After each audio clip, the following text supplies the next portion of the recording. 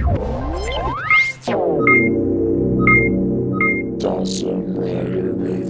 YouTube, Dawson Ryder here with a review of the Super Mega Cannon from Power Rangers Super Megaforce. So this is a sort of final attack weapon that is introduced in the second half of the series, which hasn't happened yet at this recording. But anyway, here it is. It's got essentially two main functions. One is which sounds with keys and without, and then these little discs here which fire off and help it fall over. It can sort of stay up, but sometimes it has trouble. It does come with a Ranger key. It comes with the red Samurai Ranger key. There was a bit of an annoyance with this because in the promo images we thought that it was going to come with the female version, the Lauren version, and then at the last second it came with this. In general, I think Bandai America has a missed opportunity with including a Ranger key we can already get in various formats with weapons or Zords. And, you know, it would have been cool to have Lauren, or maybe even just have something different, maybe a Super Samurai key, but they really could have done something different because you can already get this in the key pack, and Samurai seems like an odd choice for this. I'm not sure why they picked it, other than it being the last series, or the last series, but I don't know. It definitely could have been something different. But just to show you, it does have sounds in the Legendary Morpher. Is this on? Yep. So let's go ahead and load that up. That's not right. That's the second time that's happened to me on camera, and I think it's funny. There we go.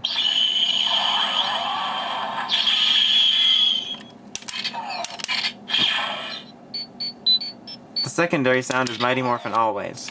But yeah, that is that. So they definitely could have had a different key, whether it be Lauren or Super Samurai or something else. But I just want to point out, because so many people are quick to be like, my god, the Japanese did it so much better, they're the best ever.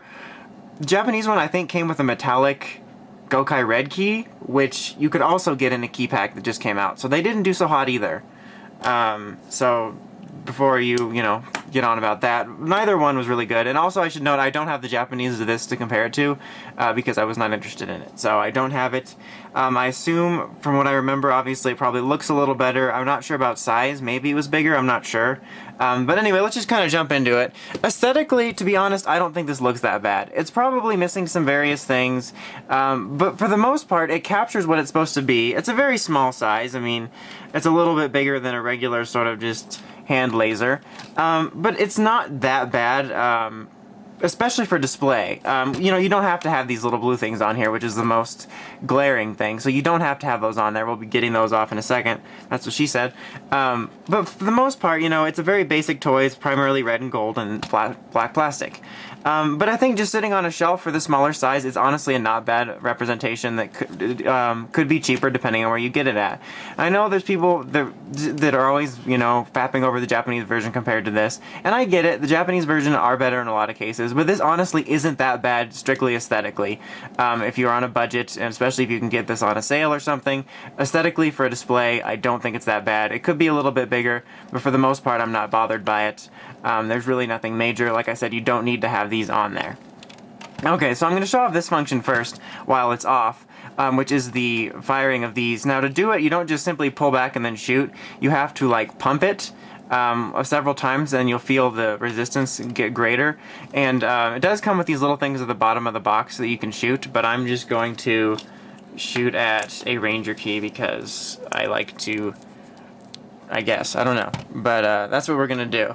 Who knows if I'll even hit it, but I'm going to go back. I might even go back off camera. So you're essentially just going to pump this back and forth several times until you get enough resistance, and then boom! And they spin around, and depending on how much you pump it, it can get quite a bit of distance. They have these little suction cups on them. I don't know if it's... I tried to stick it to a couple screen doors by shooting, but it never really worked. But yeah, they're just plastic with this little soft thing here, and that's always a fun gimmick for kids. I think a lot of people forget that these are primarily for kids, and I really enjoyed things like this, or those little like Millennium Falcon things that shot foam discs. So I think that's a lot of fun, especially for kids. Okay, but that's that function. I'm not going... It doesn't really change the sounds any with that, so I wanted to do all those off. Otherwise, you have to hear noises when I fire it. Okay, so anyhow, now for the sounds. You turn it on back here, and you get activation noises. There's no lights or anything. And in this mode, you essentially get two sounds that it cycles through.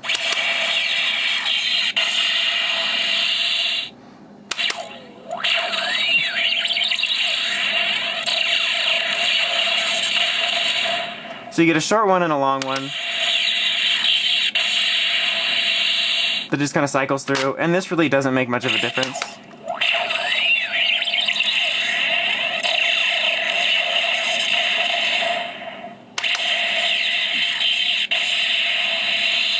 It'll make those sounds no matter what. Okay, so that's the sounds just without anything. Now I'm going to go ahead and first do the sounds with just the Samurai Ranger key that it comes with.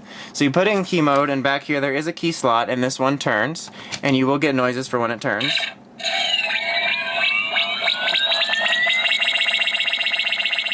And then you fire it.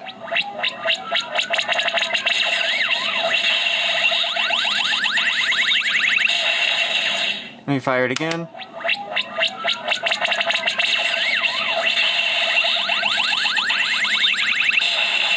Same noises, and if you put this down here,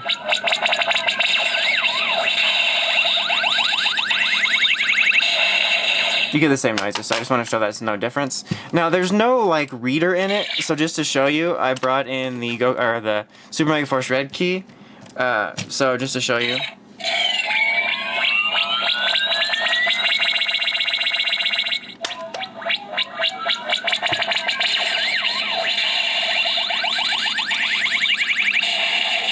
So there's no reader or anything like that. Now, as you can see, there are little slots here to put the other Ranger keys, but it really doesn't affect anything.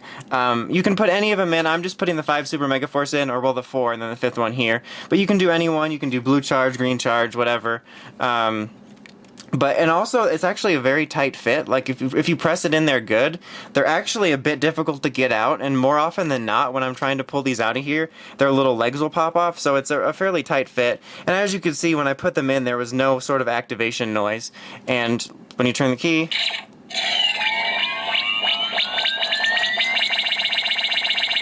that, and then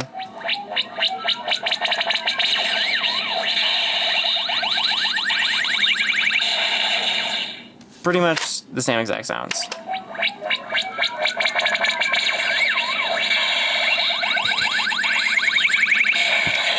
And then you can obviously fire these off when it's on, and it doesn't really affect anything like that. Let's pump it up.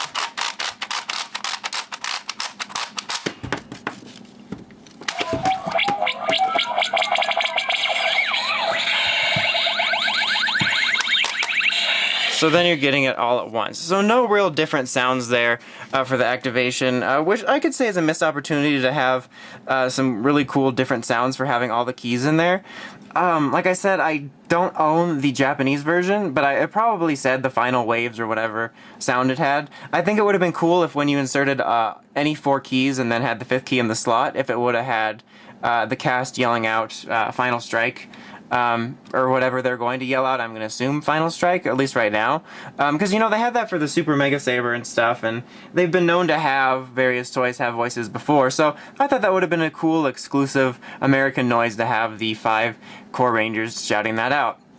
But overall, I find this to be a very okay toy. I don't think it's the most amazing thing ever. I think it's honestly a really fun toy for kids in particular.